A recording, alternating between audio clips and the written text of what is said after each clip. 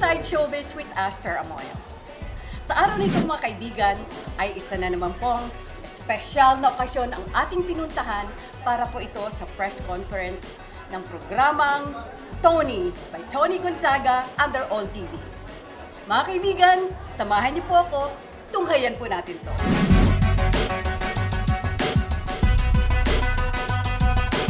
Without further ado, let us all welcome the ultimate multimedia star, Miss Toni Gonzaga. First, face-to-face na press con. Kasi usually yung last ko parang mga Zoom na lang. I think siguro normal yun, no, na when you make a major decision, when you move to a network, when you sign a contract to a new family, maraming speculations about yung mga ganyan, monetary issues. But we also have to consider na we also reach the point in our life na yung mga decision makings natin is not just based on, you know, what I will profit from it, but you know, where your heart is really leading you. So parang I was led to this decision of making this major decision, and I'm really grateful kasi I'm sure you have witnessed some of the events in my life that have happened recently. Yung alam mo yung, ewan ko, Ate Aster, siguro alam mo to, na sometimes nililid ka talaga into making this decision kasi malinaw yung path na ito na yung bago mong tatahakin. So, it has been very clear for me to take this leap of faith and this next step in my career. So, yun, parang naging malinaw lahat. Kasi alam mo pag papunta ka na dun sa panibagong chapter ng buhay mo, malinaw yung daan. Pag maraming mga aberya, parang it's not meant for you. But this one talaga, it was very clear, and it is not something that I was looking for in the beginning. It was not something na I wanted, but it was something that was laid out to me. And parang sabi ko, ito na siguro talaga yung next step ng career. For now, we are doing the talk show, which is every 5 to 6 p.m. It's a reality talk show. So I have been doing it since Toni Talks, yung we really interview, you know, not just celebrities but real life stories. We really tackle all the real life stories and what people are going through, because we realize na hindi lang naman mga celebrities or mga napapanood natin sa telebisyon ang may mga makakulay na buhay. Nakita natin yan na even yung mga ordinaryong tao na hindi naman lumalabas sa telebisyon o sa media, pag kinausap mo sila, malalim din yung mga pinabuhugutan nila at malalim yung pinanggagalingan nila. At mas naiintindihan mo why they are the person that they are today.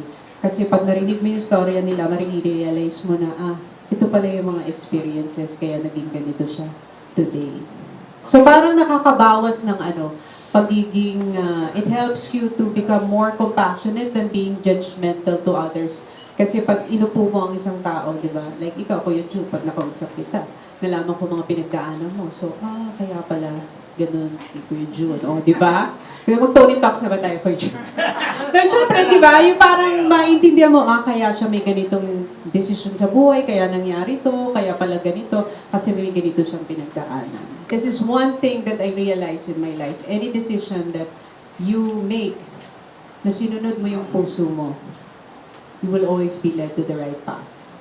So, pag sinunod mo yung desisyon ng puso mo, hindi yung sinabi sa'yo, itinuro sa'yo, idinikte lang sa'yo. Pero pag sinunod mo yung desisyon na alam mong galing sa puso mo, you will always have peace in your heart. Hindi mo titignan yung... Kasi ang tinitignan siguro ng... Well, from the outside, it will look like, siguro ganito kasi, she's offered this, she's offered that. You know, when you make a decision, you always have to check in with your heart if there is peace. That's one thing na hindi mababayaran for me. When you have peace in your heart, na this decision is right for me, that for me is priceless. The peace. Hi, the Aster. It's nice to see you. Yes, ayun nga mga It's been been long time. It's been a long time. Dalawa muna, congratulations to you for Salamat. major projects, this TV show, Toni, under ALLTV. And of course, sa Metro Manila Film Festival. Thank you. My Thank you. picture, right? Toni, after all this that you've been through, lessons learned. ano ang gusto mo i-share sa amin? Although may mga sinabi ka na dito kay Yes. KN. Pero yung, syempre marami kang matutunan, di ba? Kasi grabe yung challenges sa Mga pinagdaan. challenges, yes. Siguro the greatest lesson that I have learned being in the, I'm celebrating my 20th year in the industry. So parang anniversary press ko na rin. So it's my 20th year in the industry. 20. Yeah, kasi yung I Love You Piolo 2001. So parang 2022 na ngayon. So parang 22 decades na yun since I started in the industry. Siguro, I think the most important thing that I have learned being in the industry for 2 decades is when you know who you are, you will never be defined by the outside force. Parang yun siguro, dapat kilalanin mo kung sino ka talaga. Kasi sa industriya natin, where a lot of people will try to define you, your co-workers, the people you meet, or sometimes the press people, or the magazines, the media, they will try to label you, define you with all these things. But in the end, if you know in your heart who you really are, nobody can take that away from you. You will be complete, you will be whole, and nothing and no one can touch you. Kasi, di ba, maraming sasabihin, ay, ganito yan, ganito siya. But when you know in your heart who you are, I know that's not me. So when they accuse you of something, when they say something to you, pero pag kilala mo yung sarili mo, hindi ka maliligaw sa industriya ito. So yun lang. Parang you always have to go back to who you really are. Yun. Thank you, Tony. Thank you. 2020 pa, tinext ko lang si Tito Joey kasi I consider him as my mentor sa industry. Kasi naalala ko na nagsisimula ako sa industry. Ang sinasabi lagi ng dati ko, pagka papasok ka sa industriya, huwag mong iiduluhin yung pinakasikat. Sabi ng daddy ko. Sabi niya, ang dapat iniidolo mo, yung pinakatumagal. Kasi mabilis sumikat sa industriya, pero ang pinakamahirap ay tumagal. So sabi ng daddy ko, tinan mo yan sila Vic Soto, Joey De Leon. Bata ka pa lang, napapanood mo na sa telebisyon. Tapos ngayon, artista ka na, nandyan pa rin sila sa telebisyon. Yan ang dapat mga inaaral mo kung paano sila tumatagal ng ganyan sa industriya. So when I was given the chance na makatrabaho sila sa Itbulaga, lagi ko siyang inoobserbahan, lagi ko siyang kinakausap, tinatanong. Tapos isa sa mga hindi ko makakalimutan na naituro niya sa akin nung nag-host kami sa Itbulaga, bata pa ako nun. Parang, ang lakas ng bagyo. Tapos ilan lang kami host na nakapasok kasi nga baha na. Tapos parang kinakabahan ako kasi wala sila Paulo, wala yung mga kaedad ko. Hindi, sabi ko, naku, paano kaya to? Kasi baka pag sinalang ka, mag-isa ka lang sa TV. Kasi alala ko sabi ni Tito Joey, huwag kang kabahan, huwag kang matakot. Dapat kapag host ka, kahit wala kang kasama, pag sinalang ka, kaya mong dali ng sarili mo. Huwag kang aasa sa kasama mo. Tapos naalala ko yun, to this day, hindi ko makakalimutan yun. Na as soon as isalang ka sa TV, the moment na maisalang ka sa TV at may hawak kang mikropono, wala kang aasahan kundi sarili mo. So kailangan maitawid mo yung programa, maitawid mo yung gap na yung mag-isa, na hindi ka umaasa kahit kanino man. Huwag ka umasa sa writer, huwag ka umasa sa cameraman, kahit magkamali-mali ang camera. Kapag ang trabaho mo, maitawid yung nais mong iparating sa audience. So, yun, hindi ko makakalimutan yun. Kaya tuwing makikita ko siya, 49 years ng Itbulaga today, tapos mag-50 years na siya, lagi kong naiisip na what a privilege it is to work with a legend in an industry. And it is so nice to absorb yung wisdom. Actually, the mere presence of Tito Joey in the set, mararamdaman mo na yung bang alam mo ng season sa industriya. Kaya pag dumating siya sa set, talagang, alam mong may kasama kang isa sa mga haligi, isa sa mga legends ng noontime. Kaya, ang sarap ng pakiramdam na nakakasama mo siya sa isang eksena. Madami, lahat ng mga tumagal sa industriya. Lahat ng mga nakatrabaho ko sa ASAP dati, yan, sa Itbulaga. Basta lahat ng mga season stars. Yan, mga iniidolo ko yan, I look up to them kung paano nila na-preserve yung kanilang career at saka yung longevity sa industriya. Dati, ang laki ng influence sa akin ng parents ko. Lahat ng mga desisyon ko, naalala ko noon, sa career, ang kinukonsulta ko si Mami Pinti, daddy ko, ano kaya tingin yung okay sa akin. Tapos yung nag-asawa ko, isa naman sa talagang nilulook up ko at saka talagang kinoconsider ko yung decision ay yung wisdom din ni Paul.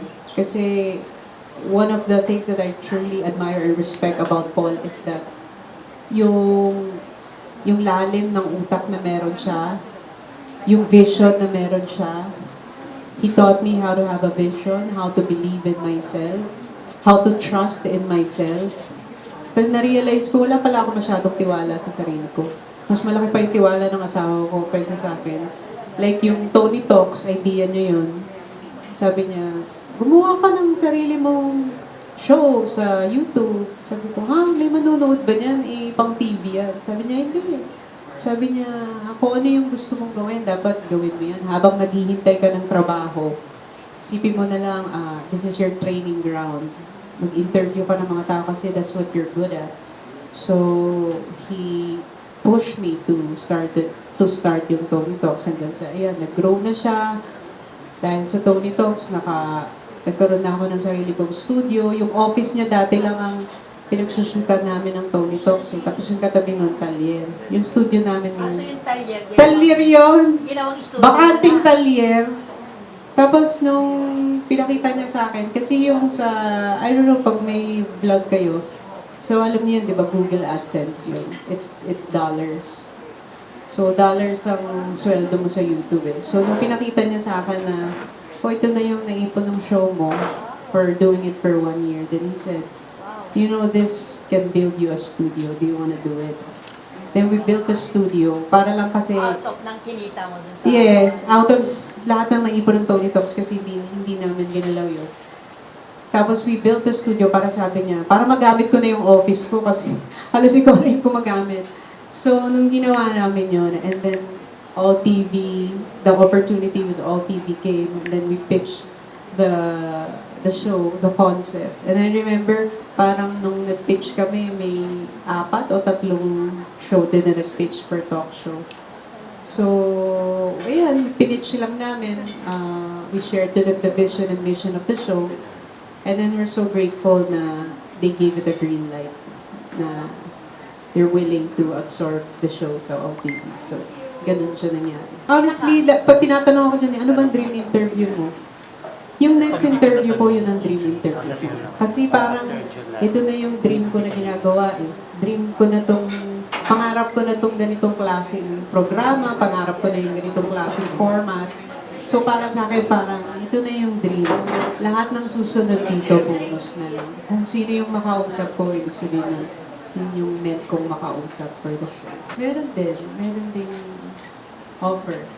Actually, may mga offers even before pa. 2020 pa lang. I remember that.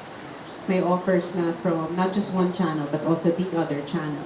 May isa pang offer. Wala pang ALLTV nun. I remember there were 2 channels that may mga offer for...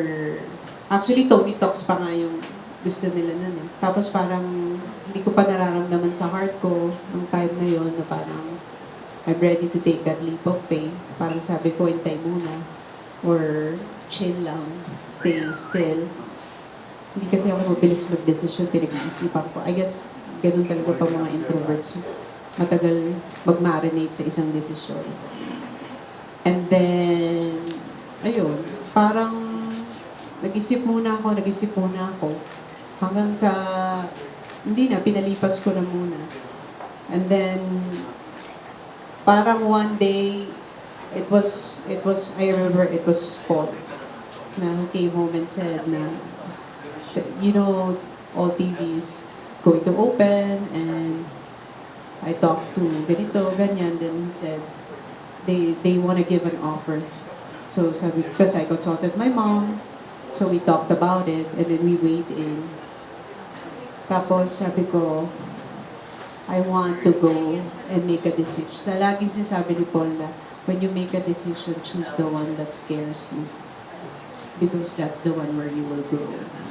Kasi sure na yung, dun sa 3, parang pinaka-nakakatakot na decision ito. Pero sabi niya, when you make a decision, piliin mo yung the one that scares you because that's Parang where you will Oo, parang that's where you will discover more about yourself, your capacity, your ability. And that's where you will grow as a person and learn. Like he always tells me, there are no failures in life, only lessons learned. And when something doesn't work out, you can always start again. But when you start again, you're not starting from zero. You can start from experience.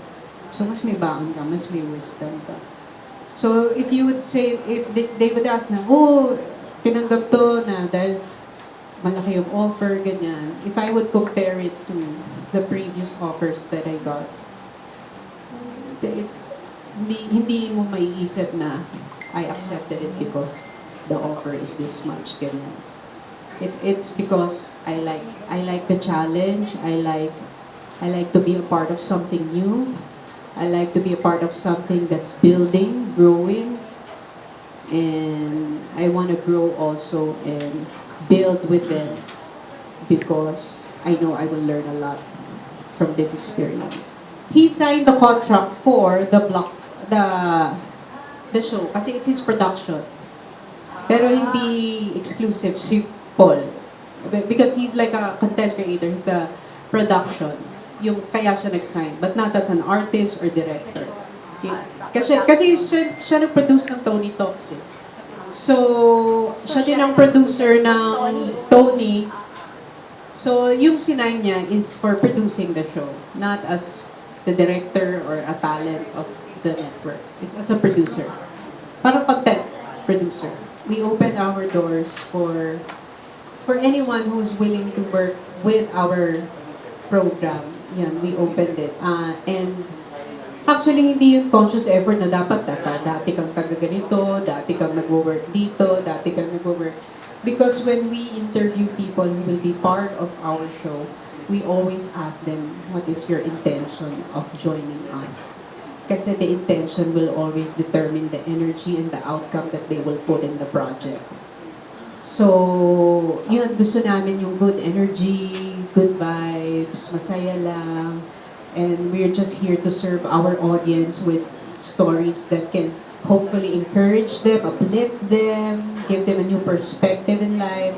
So, pag yung kanilang energy and then yung pananaw nila sa buhay and work ethics nila ay aligned doon sa programa, yun, we absorb them. Pero wala namang conscious effort na kahit saan galing, kahit saan nag-work, kahit wala pang experience sa work, for as long as they're willing to learn, willing to grow with us, willing to do what we are called to do for the show, welcome naman sila. Medyo sa grupo namin, medyo hindi masyado yung hierarchy eh.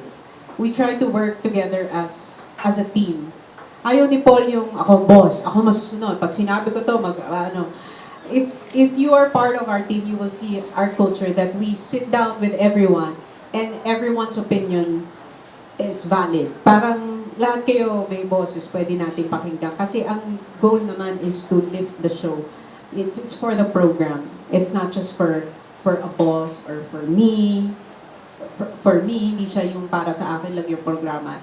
It's really what the show can give the audience. It's to serve its purpose. Tingin ko behind the scenes siya. Kasi kahit minsan nasasama namin siya sa mga commercial, alam niya trabaho. Sinasabi sa kanya ng daddy niya na, bata ka pa lang, nagtatrabaho ka na, ganyan. Parang ito yung value ng hard work na kapag may gusto ka sa buhay, kailangan mong pagtrabahuan. Yun ang ina-explain sa kanya. So alam niya minsan pag nakakasama namin siya sa work, it's because it's work. It's not being a celebrity. So hindi niya alam pa yung concept ng celebrity. Kasi even before, when I was still doing mga TV shows and I was in the studio almost every day, hindi ko naman siya nasasabi. So hindi niya alam yung environment ng trabaho ko. Ang alam lang niya, mommy works and she appears on TV sometimes or in the big screen or in my phone. Pero hindi niya alam yung konsepto ng artista. Alam niya yun yung trabaho. So I don't think na hindi pa siya nagpapakita ng interest. I don't know kung saan mapupunta yung interest na right now kasi gusto niya mga cars, tapos gusto niya yung behind the scene, yung katulad sa daddy niya. Hindi pa talaga on cam. He's more on off cam. Kaya sinabi sa kanya ng daddy niya kasi minsan di pa magpapabili yung mga bata. sasabihin ng daddy niya na, if you want to buy something, you have to work hard for it. So, yun, sabihin sa kanya, this is work. Sabi niya, you just have to do this. 4 hours lang naman, pagbata. So, parang naglalaro lang. Tapos yung mga acting naman niya, madali-dali lang.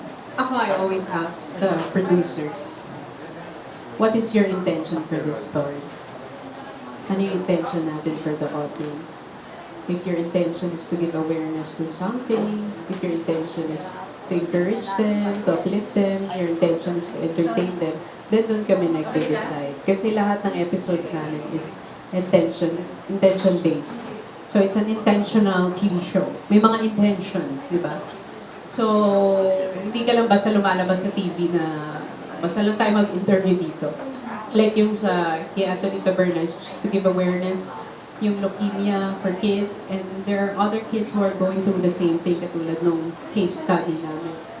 Na it's just to give awareness na pag may nakita na kayong ganito, ganyan, maybe it's about time pa-check nyo na yung mga anak nyo, ganyan. So, informative also in a way and educational because we also have our resident doctor, si Doc Willie Ong. He gives, regular siya sa amin, he gives practical tips on, how to save your life. Prevention is always better than cure. So, kapag may mga ganitong sinyalis na simptomas na, we had an episode about PCOS because a lot of women don't know that they're suffering from it, kaya ang daming hindi nagkakaanak these days. So, yun, may mga ganong episode kami to give awareness about health, mental health, well-being. So, yun ang concept. We're just here to deliver stories that hopefully can inspire, encourage, and uplift our audience. Yun lagi ang goal namin. Kung pasabog man yung episode, it's not our intention na magpasabog. Our intention is just to serve you with stories that can hopefully, inspire you and encourage you in whatever it is that you're going through, and to make you feel na whatever it is na pinagdadaanan mo sa buhay mo, hindi ka nag-iisa dahil yung katulad ng guest namin, ganun din ang pinagdaanan nila, baka makarelate sila. So, I don't know kung pasabog, pero ano lang. Christmas plan namin, wala pa kaming naisip na plano, but I think we will stay here because nga may Metro Manila Film Festival. Well, so, siguro ang Pasko ay sa Pilipinas talaga. Walang plano dyan. I guess, yung sa Metro Manila Film Festival, it's a yearly initiative of pushing and encouraging our viewers to support local Filipino films para makatulong sa industriya. Kasi di ba unti-unti nang bumabangon yung local industry and entertainment industry, especially when it comes to the movies.